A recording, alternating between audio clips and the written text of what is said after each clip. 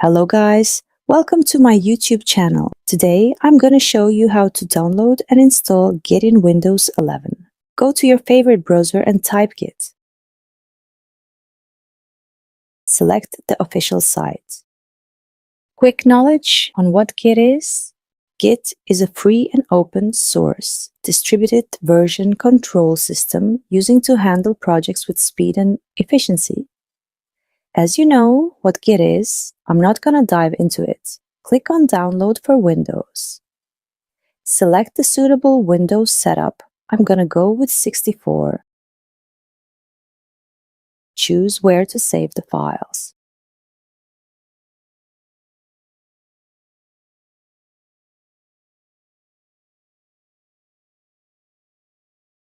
After the download is completed, let's move to the installation. Click Next. Choose where to save Git files. I'm going to choose D folder. Click on Next. Keep the default setting as it is. If you want to have a Git icon on the desktop, tick the box as well. Click Next. If you need Git to be in the Windows Start menu, keep it as it is and click Next. Otherwise, click on Do not create a Start menu folder.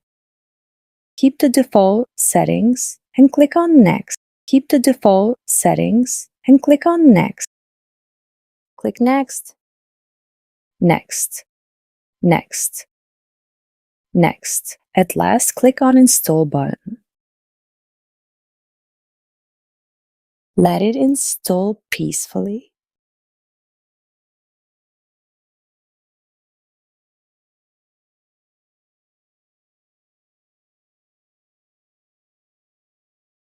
OK, if you want to view the release note, keep the tick and click Finish. Release notes will pop up and show you all their details.